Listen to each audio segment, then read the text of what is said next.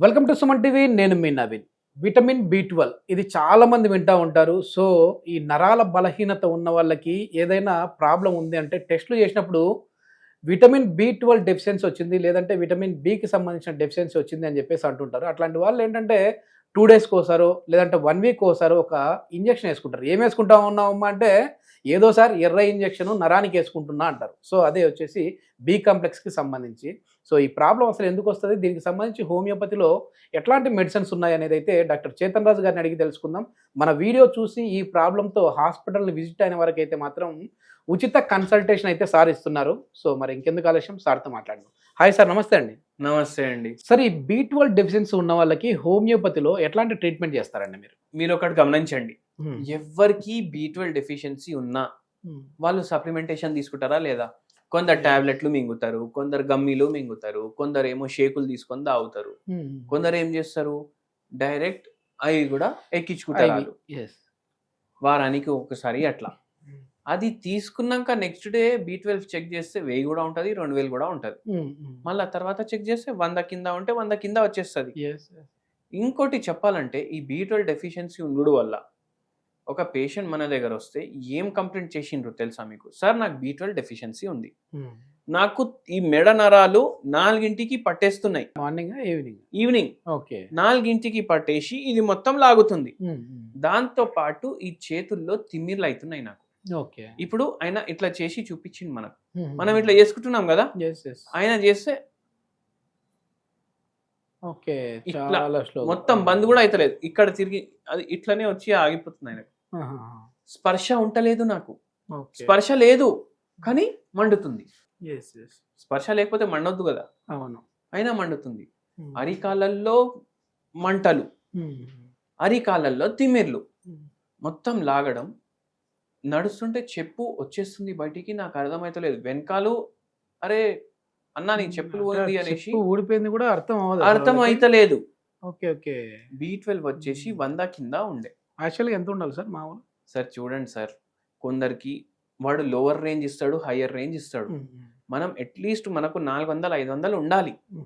Lower range దగ్గర ఉంది కానీ నార్మల్ రేంజ్ లోనే ఉంది కదా అని అనుకోకండి. హయ్యర్ రేంజ్ కన్నా ఎక్కువ అయితే కూడా పరేషానీ అవుతుంది. ఓకే, మీరు అట్లీస్ట్ 300-400 మెయింటైన్ చేయండి మినిమం. 600-700 అయితే చాలా మంచిది, కానీ జనరల్లీ లోవర్ సైడ్ 200 పైన ఉంటే కూడా నార్మల్ అనేసి అనుకుంటారు చాలా మంది. 220 అట్లా ఉంటే కూడా ఏమవుతుంది, సిమ్టమ్లు వస్తాయి. అయితే ఈ పేషెంట్కి నరాల బలహీనత ఉంది. పేషెంట్కి ఎప్పుడు సప్లిమెంట్స్ తీసుకుంటే అప్పుడు జర మంచిగా అనిపిస్తుంది, 2-3 రోజులు మళ్ళీ పరేషానీ అవుతుంది. అయితే ఏమవుతుంది అంటే బి 12 ఎప్పుడైతే డెఫిషియన్సీ అవుతుంది కదా, అప్పుడు అనీమియా వస్తుంది, రక్తహీనత, అనీమియా వస్తుంది, ఊపిరి పీల్చుకోవడానికి కష్టంగా ఉంటుంది. ఒక పేషెంట్కి గుండె దడ అవుతుంది, దడ కొట్టుకుంటుంది. దాంతోపాటు భయం భయం భయం భయం అయిపోతుంది, ఏమవుతుంది చచ్చిపోతానా, ఏమవుతుంది, సడన్గా నిద్రలో కూడా గుండె దడ అనిపిస్తుంది. ఓకే, జనరలైజ్ యాంగ్జైటీ డిసార్డర్ అనేసి కొందరు అన్నారు, యాంగ్జైటీ న్యూరోసిస్ అనేసి కొందరు అన్నారు. మళ్ళీ దాంతోపాటు మెడ నరాలు, చేతుల్లో నరాలు లాగుతున్నాయి, అరికాల్లో తిమ్మిళ్ళు, మంటలు వస్తున్నాయి. ఇవి ఎప్పుడు స్టార్ట్ అవుతున్నాయి, అప్పుడే గుండె దడ స్టార్ట్ అవుతుంది పేషెంట్కి. ఇట్లా రోజుకి 3-4 సార్లు అవుతుంది. ఈ పేషెంట్ కూడా వచ్చిండ్రు మన దగ్గరికి. ఈ పేషెంట్కి కూడా బి 12 ఏమో చాలా తక్కువ ఉండే. ఓకే, అయితే బి 12 తోటి ఇటువంటి సమస్యలు కూడా అవుతాయని చెప్తున్నా నేను మీకు. గుండె దడ అనిపించడం, చెమటలు రావడం, భయం అవ్వడం, ఇవి కూడా అవుతాయి. మతి మార్పుకి బి 12 కి సంబంధం ఉందంటారా? జనరల్ గా ఎవరికన్నా అడిగితే ఏం సంబంధం ఉంటుంది అనేసి సంబంధించింది కాబట్టి మేబీ ఉండొచ్చు సార్. మీరు ఇది కరెక్ట్ చెప్పిండ్రు, ఎందుకంటే నాకు తెలిసి మీకు కూడా సైన్స్ బ్యాక్గ్రౌండ్ ఉంటది. నాది బైపీసీ సార్, బయోటెక్నాలజీ, బయోకెమిస్ట్రీ. అందుకే మీరు చెప్పిండ్రు. ఏంది అంటే బి 12 కి మతి మార్పుకి కూడా సంబంధం ఉంటుంది. మతి మార్పు అయిపోతుంది. చిన్న చిన్న పిల్లలు ఎగ్జామ్ లో చక్కగా మార్క్స్ వస్తలేవు అనేసి కొందరు పేరెంట్స్ అరే కాన్సన్ట్రేషన్ కి ఏమైనా మందులు ఇవ్వండి అనేసి అంటారు. వాళ్ళకు కూడా బి 12 తక్కువ ఉంటుంది. అయితే ఇళ్ళకు కూడా తగ్గింది మంచిగా మన దగ్గర మందులు వాడినాక. ఓకే, ఒక్కటే అడిగినా నేను ఈ గుండెదడ పేషెంట్ కి అడిగిన, బి 12 తక్కువ ఉన్నాయి, కాళ్ళు చేతులు లాగుతున్నాయి అంటే కలలు ఏమొస్తాయి అనేసి అడిగిన. ఓకే ఓకే కళలు ఏమొస్తున్నాయి అంటే సార్, ఎవరో నన్ను చంపడానికి ప్రయత్నిస్తున్నారు. అంటే కళలను బట్టి కూడా ఉంటుందండి? అవును సార్, ఎందుకు చూడండి, పేషెంట్కి రోగం వచ్చింది, రోగంకి బాడీలో వేరే వేరే డెఫిషియన్సీలోకి లింక్ ఉంటుందా ఉండదా? ఉంటది. ఇప్పుడు రోగాలు మైండ్లో కూడా రోగాలు ఉంటాయి కదా, సైకాట్రిక్ డిపార్ట్మెంటే ఉంది కదా సైకాట్రిక్ అనేసి. అంటే మైండ్లో కూడా ప్రాబ్లం ఉంటే రోగాలు ఉన్నట్టే కదా. మైండ్లో ప్రాబ్లం ఉంటే కళల్లో తేడా రాదా చెప్పండి? అవునా కదా? కళని బట్టి కూడా మందులు మారతాయి హోమియోపతిలో. అవును సార్, ఇట్లా ఎవరో నాకు చంపేస్తుండ్రు అనేసి కళ వస్తుంది. సరే అనేసి ఆ సిమ్టమ్ కూడా కన్సిడర్ చేసి మందులు ఇచ్చినాం. 5 ఏళ్ల నుంచి సఫర్ అవుతుండే పేషెంట్, 3 నెలల్లో తగ్గింది పరేషాని. B12 కూడా మంచిగా అబ్జర్వ్ అవ్వడం స్టార్ట్ అయిపోయింది. ఆల్రెడీ పేషెంట్కి నిద్ర డిస్టర్బ్డ్ ఉంటుంది, నిద్ర పోతే కూడా ఇట్లాంటి కళలు వచ్చి నిద్ర వెళ్ళిపోతుంది. ఇప్పుడు నిద్ర కూడా మంచిగా పట్టడానికి కూడా ఉన్నాయండి మెడిసిన్స్? నిద్ర మంచిగా పట్టడానికి కూడా మెడిసిన్ ఉన్నాయి. B12 డెఫిషియన్సీ కూడా తగ్గడానికి మెడిసిన్స్ ఉన్నాయి. దీంతో పాటుగా చేతన్ రాజు గారు అంటే ఒక హోమ్ రెమెడీ చెప్తా ఉంటారు అన్ని వీడియోస్లో. సో ఈ వీడియోకి సంబంధించి ఏం చెప్తారండి? అంటే B12 కోసం ఏదైనా హోమ్ రెమెడీ.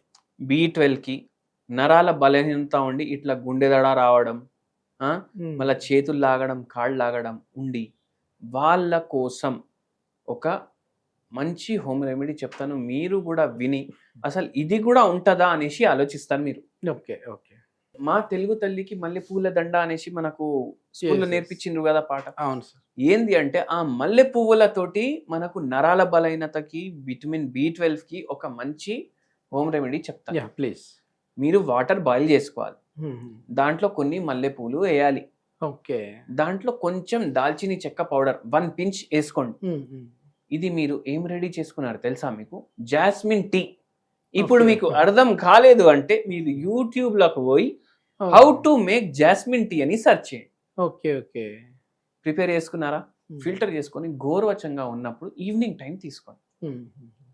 దీంట్లో యాంటీ ఆక్సిడెంట్లు ఉంటాయి, మనకు హెల్ప్ చేస్తుంది. ఇది తాగేసి మొత్తం తగ్గిపోవడం అట్లా చెప్పట్లేదు, హెల్ప్ అవుతుంది మీకు, హెల్త్ కి మంచిది. యాంటీ ఆక్సిడెంట్లు ఉంటారు, మళ్ళీ దాని తర్వాత జర యాంటీ ఇన్ఫ్లమేటరీ ప్రాపర్టీస్ కూడా ఉంటాయి, అండ్ మీకు రిలాక్సివ్ అది కూడా ఇస్తుంది. ఇది రిలాక్సేషన్ కూడా ఇస్తుంది.